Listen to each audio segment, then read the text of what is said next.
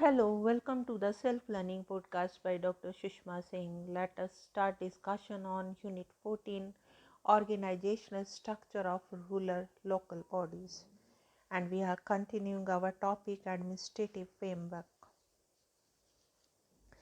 Now we will describe the organizational structure operating in 1989-90.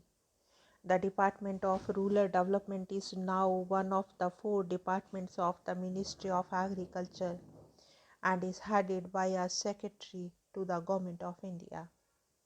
He is assisted by an additional secretary, 6 joint secretaries and other supporting staff, administrative as well as technical. The department is divided into 6 wings, each headed by a joint secretary. The 6 wings are Administrative Wing, Rural Employment Wing, Integrated Rural Development Wing, Land Reforms Wing, Finance Wing, and Monitoring Wing. Besides these 6 wings, a technology mission on drinking water in villages and related water management was set up in the department in 1986 under the change of a mission director cum joint secretary to provide safe and adequate drinking water. The Department of Rural Development is responsible for policy planning, direction, coordination, and monitoring of the programs.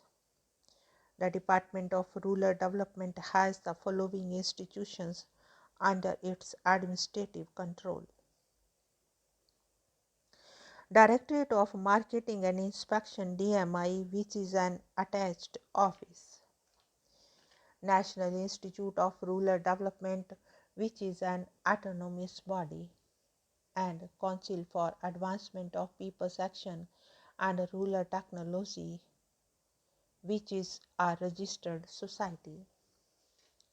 A National Fund for Rural Development NFRD was set up in 1984 for the purpose of attracting donations for the rural development projects. It provides incentive to the donors for offering tax concession to the donor.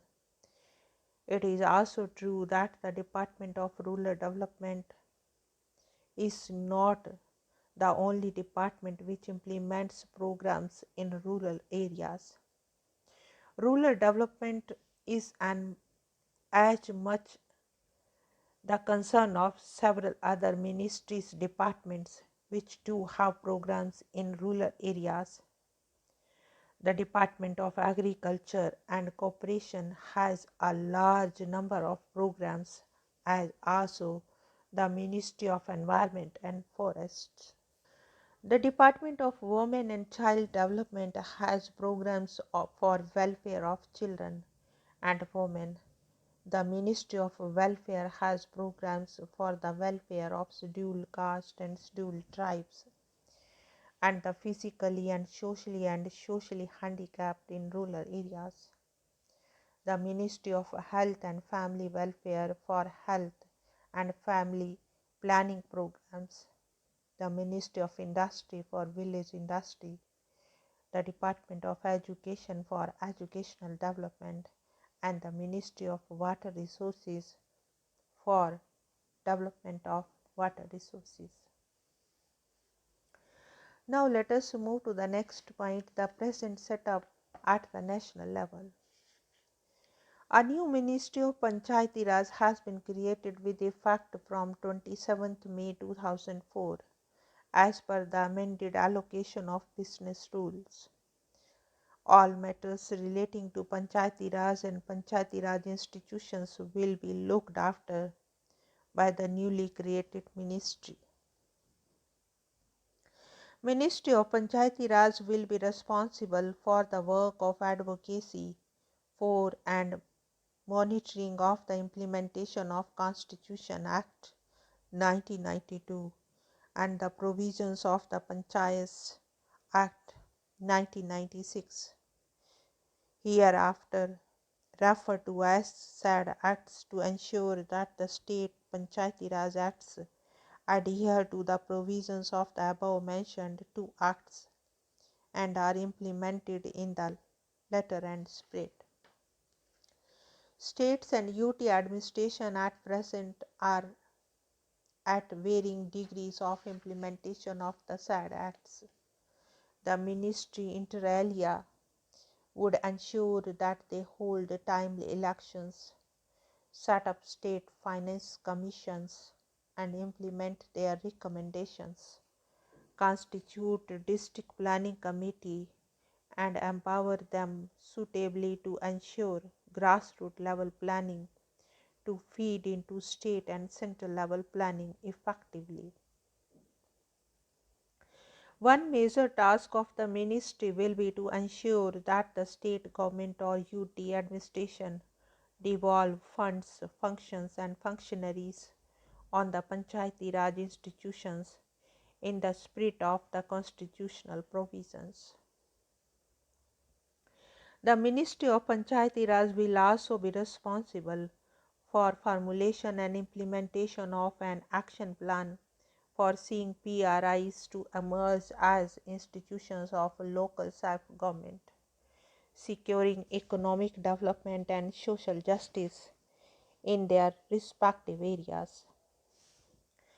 Empowerment of Gram Sabha by holding regular meetings and social audit through Gram Sabhas so as to enable them to emerge as foundation of Panchayati Raj will be pursued vigorously with the states or UT administration.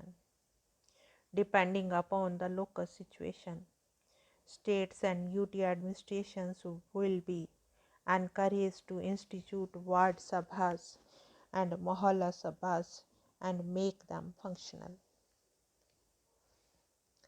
The ministry attaches greater importance to the capacity building of elected representatives and officials of PRIs, as well as functionaries involved in the rural development programs. It is estimated that about 3 million elected members and the staff assigned to the elected body needs training to enable them to discharge their functions effectively. The ministry will also be funding research studies, workshops and seminars for development of panchayats. The ministry will implement the scheme of national awards for best panchayats to encourage PR institutions in discharging their role of institutions of self-government to be able to enforce economic development and social justice at the local level. Now let us move to the next point, administrative setup at the state level. The state government has direct responsibility for the administration of rural development programs. Almost all states now have a separate Department of Rural Development headed by a secretary. Above him is the Development Commissioner for Agriculture and Rural Development. In several states, the Chief Secretary himself is the Development Commissioner cum Secretary. During late 1960s, the state level coordination and review committee was set up in all the states to bring about coordination among different departments. These committees consisted of secretaries of all the departments concerned and a representative from the central government. A study conducted during 1979 to 1981 by the Program Evaluation Organization (PEO) of the Planning Commission on the Antyodaya program for small farmers, marginal farmers and agricultural laborers pointed out that the coordination and the review committees at the state level have not been active in most of the states and have failed to provide guidance or support to the agencies. State level cells, which were expected to exercise general supervision and ensure coordination of activities of various departments, have also generally not been able to achieve their objectives. The Union Ministry of Rural Development has prescribed that programs like Integrated Rural Development Program, National Rural Employment Program, Rural Landless Employment Guarantee Program, Drought Prone Area Program, Desert Development Program, and at the state level should be looked after by a single department, having an overall control over the development administration right up to the block and field levels, so that intersectoral coordination with other departments are adequately taken care of. The ministry had recommended the creation of a separate post at the level of the commissioner for dealing with all the special programs, to be assisted by middle level officers of the rank of joint or deputy secretary for monitoring formulation and implementation of these programs in the district. Consequently, at the state level, initially there was the Office of the Development Commissioner, who was in charge of all the development work under the supervision of the Development Committee, using chaired by the Chief Minister. Now, in most of the cases, either the Department of Planning or the Department of Rural Development is responsible for policy planning and implementation. The coordination committee, chaired by the Chief Secretary or Agricultural Production Commissioner or Principal Secretary, reviews, sanctions, coordinates, monitors, and evaluates the schemes. Some states like Rajasthan created an unique organizational setup called the Special Scheme Organization in 1971 to formulate agricultural development projects. Gradually, special programs like DPAP, DDP, IRDP, NREP were also entrusted to SSO. Now let us discuss the administrative setup of at district level. The district in India has been the basic unit of administration, and the head of the district administration is the district collector. At the district level, the revenue and development functions have been combined in office. When the CDP was launched, the district collector was made the head of the community development administration in district. The collector coordinated district plans and presided over the district planning committee. The committee consisted of official and non-official members assisted by a district planning office. Significant changes were introduced at the district level during the fourth plan, 1969 to 74, when the Small Farmers Development Agency (SFDAs) and the Marginal Farmers and Agricultural Laborers Development Agency (MFALS) were set up on the recommendations of the All India Rural Credit Review Committee appointed by the Reserve Bank of India in 1969 to provide credit support and technical guidance to the small farmers. To coordinate the activities of all departments, a coordination committee was created in each district under the chairmanship of the district collector. An autonomous agency registered under the Registration of Societies Act 1860 was established at the district level to implement the SFDA MFAL programs. Each agency consisted of a governing body with a small executive staff and was to receive support from a state level coordination and review committee.